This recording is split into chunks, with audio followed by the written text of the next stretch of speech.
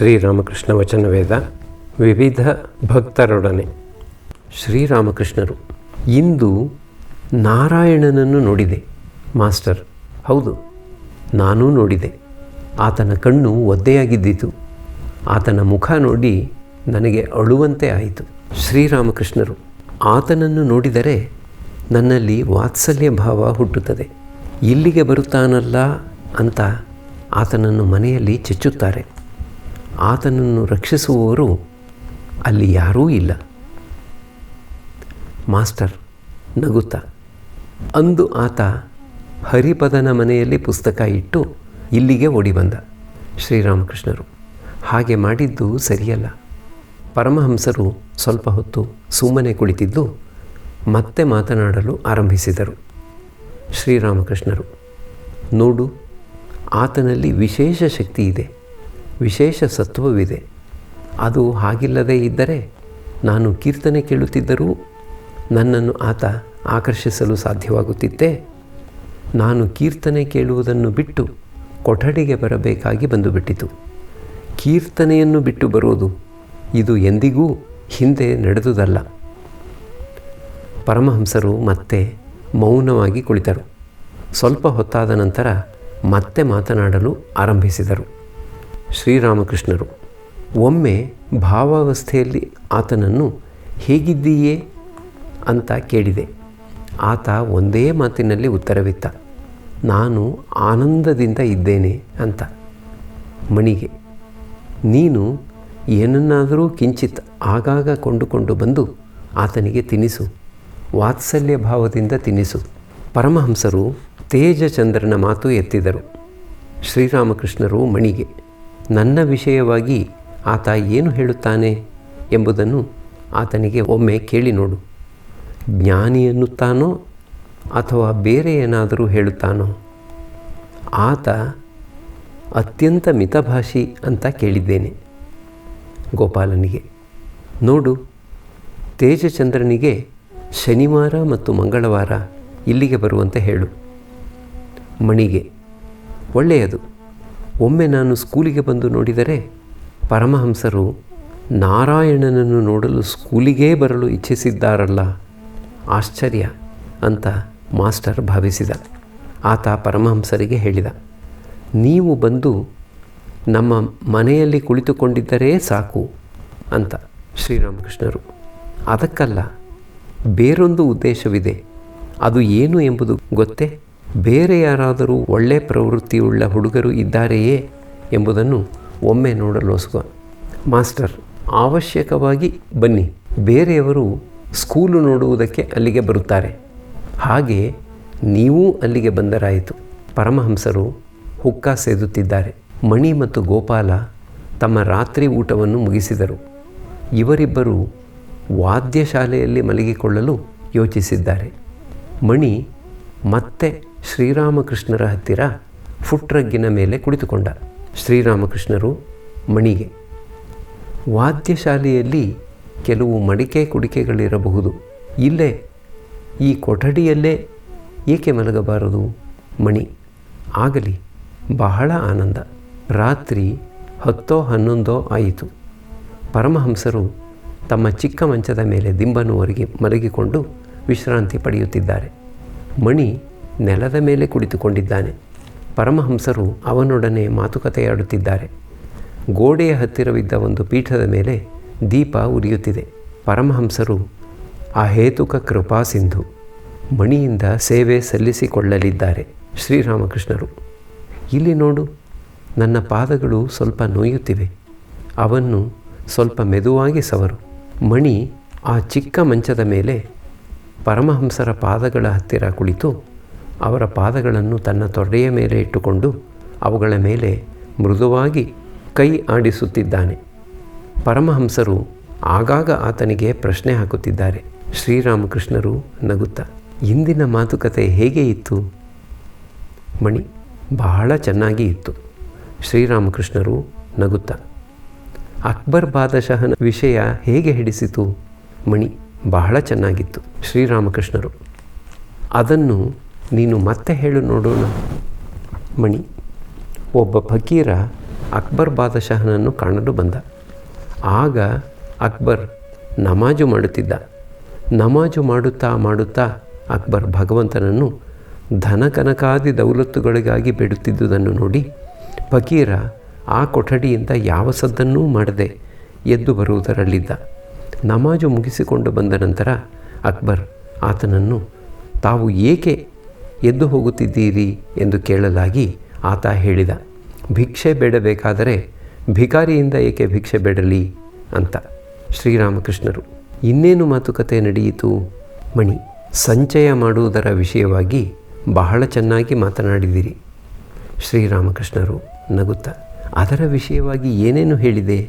ಮಣಿ, ಪ್ರಯತ್ನ ಮಾಡಬೇಕು ಎಂಬ ಭಾವನೆ ವ್ಯಕ್ತಿಗೆ ಇರುವವರೆಗೆ ಆತ ಪ್ರಯತ್ನ ಮಾಡಿಯೇ ತೀರಬೇಕು. ಸಂಚಯ ಮಾಡುವುದರ ವಿಷಯವಾಗಿ ನೀವು ಸಿಂಧಿಯಲ್ಲಿ ಎಷ್ಟು ಚೆನ್ನಾಗಿ ಮಾತನಾಡಿದಿರಿ ಅಂತ. ಶ್ರೀರಾಮಕೃಷ್ಣರು, ಅಲ್ಲಿ ಏನು ಹೇಳಿದೆ?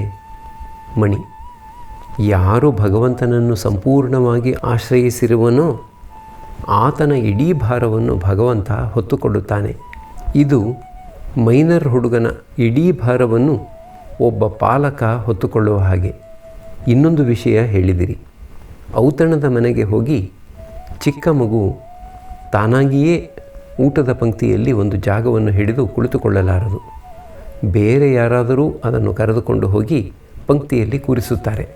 ಶ್ರೀರಾಮಕೃಷ್ಣರು, ಅದಲ್ಲ, ಅದು ನಾನು ಹೇಳಿದಂತೆ ಆಗಲಿಲ್ಲ. ನಾನು ಹೇಳಿದ್ದು ತಂದೆ ಮಗುವಿನ ಕೈ ಹಿಡಿದುಕೊಂಡು ಹೋಗುತ್ತಿದ್ದರೆ ಅದು ಬೀಳುವ ಸಂಭವವೇ ಇಲ್ಲ ಅಂತ. ಮಣಿ, ನೀವು ಇಂದು 3 ಶ್ರೇಣಿಯ ಸಾಧುಗಳ ವಿಷಯವಾಗಿ ಹೇಳಿದಿರಿ. ಉತ್ತಮ ಸಾಧು, ಆತ ಕುಳಿತಲ್ಲಿಯೇ ಕುಳಿತು ದೇಹ ಪೋಷಣೆ ಮಾಡಿಕೊಳ್ಳಬಲ್ಲ. ನೀವು ಒಬ್ಬ ಎಳೆ ವಯಸ್ಸಿನ ಸಾಧುವಿನ ವಿಷಯವಾಗಿ ಹೇಳಿದಿರಿ. ಹುಡುಗಿಯ ಸ್ತನ ನೋಡಿ ಆತ ಕೇಳಿದ, ಎದೆಯಲ್ಲಿ ಕುರು ಏಕೆ ಎದ್ದಿದೆ ಅಂತ. ನೀವು ಇನ್ನೂ ಏನೇನೋ ಚಮತ್ಕಾರ ವಿಷಯಗಳನ್ನು ಕೊನೆಗೆ ಹೇಳಿದಿರಿ. ಶ್ರೀರಾಮಕೃಷ್ಣರು ನಗುತ್ತಾ, ಏನೇನು? ಮಣಿ, ಪಂಪಾ ಸರೋವರದ ಆ ಕಾಗೆಯ ವಿಷಯ. ಅದು ಅಹರ್ನಿಶಿ ರಾಮನಾಮ ಜಪಿಸುತ್ತಿತ್ತು. ಬಾಯಾರಿ ನೀರಿನ ಹತ್ತಿರ ಹೋಗುತ್ತಿತ್ತು. ಆದರೆ ನೀರು ಕುಡಿಯಲು ಮಾತ್ರ ಅದಕ್ಕೆ ಸಾಧ್ಯವಾಗುತ್ತಿರಲಿಲ್ಲ. ಒಬ್ಬ ಸಾಧುವಿನ ಪುಸ್ತಕದ ವಿಷಯ. ಅದರಲ್ಲಿ ಕೇವಲ ಓಂ ರಾಮ್ ಎಂದು ಬರೆದಿತ್ತು. ಮತ್ತು ಹನುಮಂತ ರಾಮನಿಗೆ ಏನು ಹೇಳಿದನೋ ಅದು. ಶ್ರೀರಾಮಕೃಷ್ಣರು, ಏನು ಹೇಳಿದ? ಮಣಿ, ಸೀತೆಯನ್ನು ನೋಡಿ ಬಂದೆ. ಶರೀರ ಮಾತ್ರ ಅಲ್ಲಿ ಬಿದ್ದಿದೆ. ಆಕೆ ತನ್ನ ಮನಸ್ಸು ಪ್ರಾಣ ಎಲ್ಲವನ್ನೂ ನಿಮ್ಮ ಪಾದಪದ್ಮಗಳಿಗೆ ಅರ್ಪಿಸಿಬಿಟ್ಟಿದ್ದಾಳೆ ಅಂತ. ಮತ್ತು ಚಾತಕ ಪಕ್ಷಿಯ ವಿಷಯ. ಆಕಾಶದಿಂದ ಬೀಳುವ ಮಳೆ ನೀರನ್ನು ವಿನಾ ಬೇರೆ ಏನನ್ನೂ ಕುಡಿಯದು. ಮತ್ತು ಜ್ಞಾನಯೋಗದ ಮತ್ತು ಭಕ್ತಿಯೋಗದ ವಿಷಯವಾಗಿ. ಶ್ರೀರಾಮಕೃಷ್ಣರು, ಏನು ಹೇಳಿದೆ? ಮಣಿ, ಎಲ್ಲಿಯವರೆಗೆ ಕುಂಭ ಎಂಬುದರ ಜ್ಞಾನವಿರುವುದೋ ಅಲ್ಲಿಯವರೆಗೆ ನಾನು ಕುಂಭ ಎಂಬ ಜ್ಞಾನ ಇದ್ದೇ ಇರುತ್ತದೆ. ಎಲ್ಲಿಯವರೆಗೆ ನಾನು ಎಂಬುದರ ಜ್ಞಾನವಿರುವುದೋ ನಾನು ಭಕ್ತ ನೀನು ಭಗವಂತ ಎಂಬ ಜ್ಞಾನ ಇದ್ದೇ ಇರುತ್ತದೆ. ಶ್ರೀರಾಮಕೃಷ್ಣರು, ಅದು ಹಾಗಲ್ಲ. ಕುಂಭ ಎಂಬುದರ ಜ್ಞಾನ ಇರಲಿ ಹೋಗಲಿ, ಕುಂಭ ಮಾತ್ರ ಹೋಗದು, ಅದೃಶ್ಯವಾಗದು. ನಾನು ಎಂಬುದು ಹೋಗುವ ಹಾಗೇ ಇಲ್ಲ. ಬೇಕಾದಷ್ಟು ವಿಚಾರದಲ್ಲಿ ತೊಡಗು, ಅದು ಮಾತ್ರ ಹೋಗದು.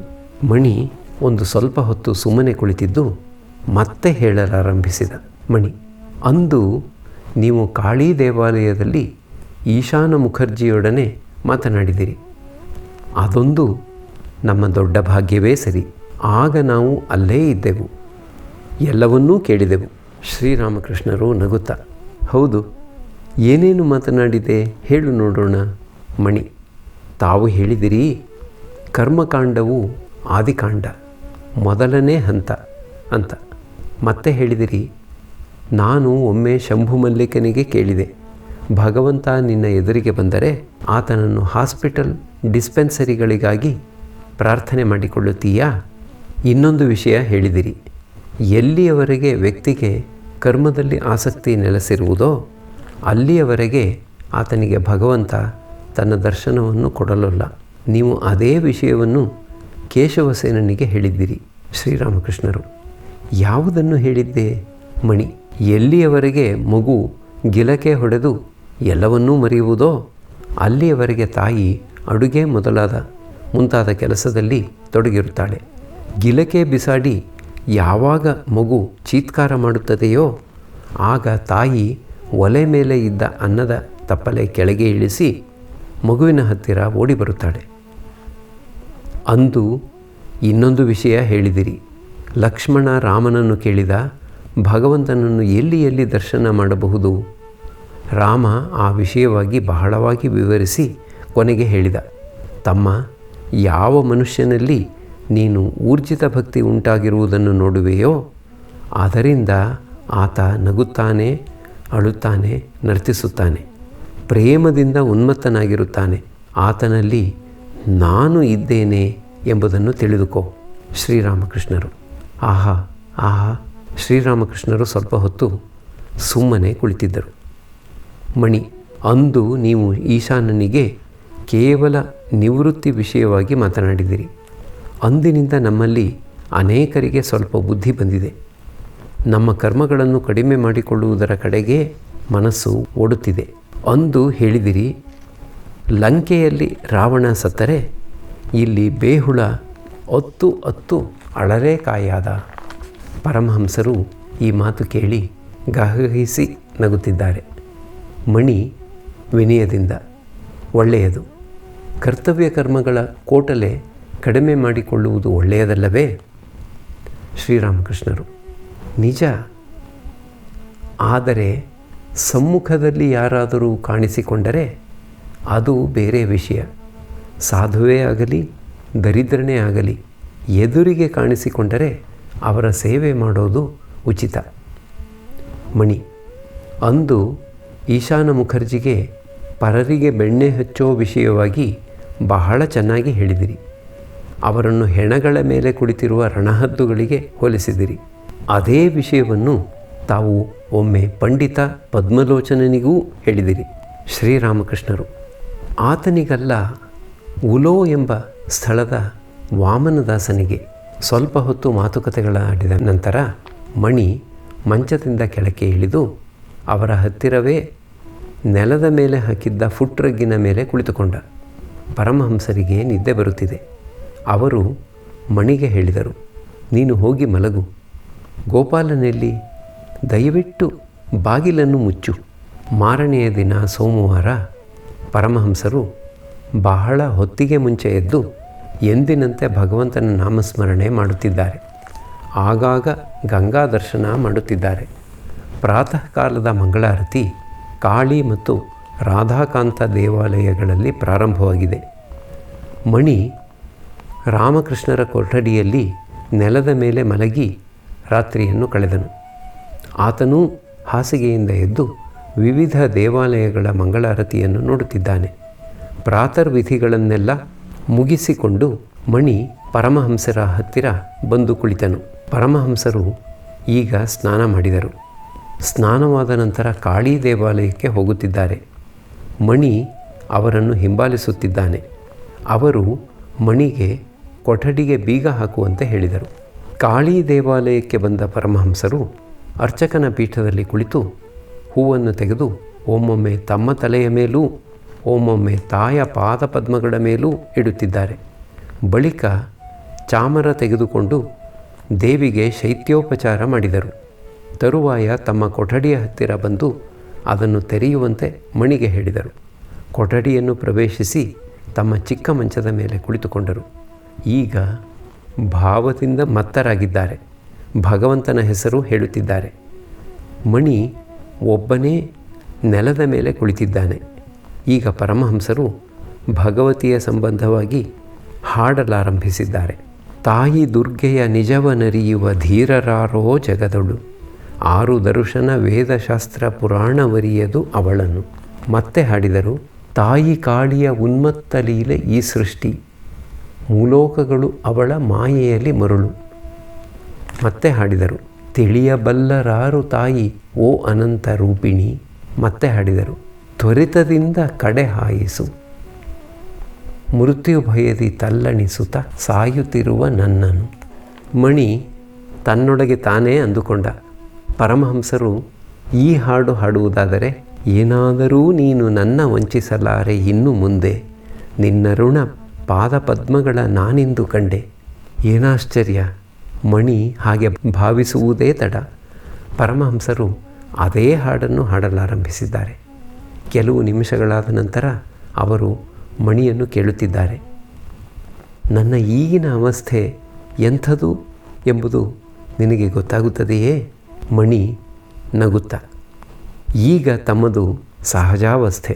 ಪರಮಹಂಸರು ತಮ್ಮಷ್ಟಕ್ಕೆ ತಾವೇ ಒಂದು ಹಾಡಿನ ಪಲ್ಲವಿಯನ್ನು ಹಾಡಲಾರಂಭಿಸಿದ್ದಾರೆ. ಸಹಜ ಮಾನಸನಾಗದಿರೆ ನೀ, ಸಹಜ ಸುಂದರ ದೇವನೊಡಮೆಯ ಗಳಿಪುದೆಂತೀ ಲೋಕದಿ.